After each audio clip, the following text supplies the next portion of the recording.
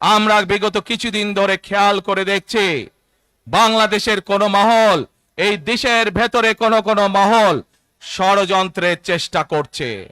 গত কয়েকদিন ধরে আপনারা দেখেছেন পত্র পত্রিকায় এসেছে, বিভিন্ন সোশ্যাল মিডিয়াতে এসেছে, মধ্যপ্রাচ্য সহ বিভিন্ন দেশে পোস্টাল ব্যালট যেগুলো পাঠানো আছে সেগুলোকে কিভাবে ডাকাতি করা হয়েছে। ঠিক যারা এই দেশ থেকে পালিয়ে গেছে তারা যেভাবে আপনাদের ভোট ডাকাতি করেছিল, ঠিক একইভাবে আবার সেই ষড়যন্ত্র শুরু হয়েছে। দেখেছেন আপনারা? দেখেছেন? প্রিয় ভাই বোনেরা, সেই ষড়যন্ত্রের বিরুদ্ধে সজাগ থাকতে হবে।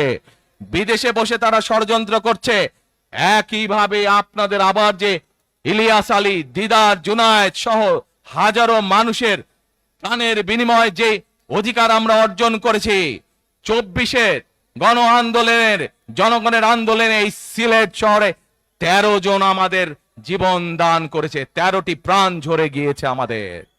প্রিয় ভাই বোনেরা, এই প্রাণগুলোর বিসর্জনের মাধ্যমে আমরা যেই অধিকার আদায়ের পথে নেমেছি, একটি কুচক্রী মহল এরই ভিতরে ষড়যন্ত্র শুরু করে দিয়েছে।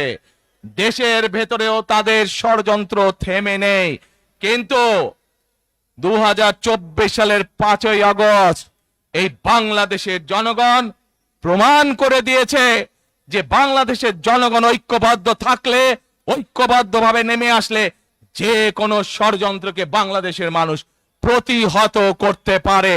পারবেন আপনারা প্রতিহত করতে? ইনশাআল্লাহ।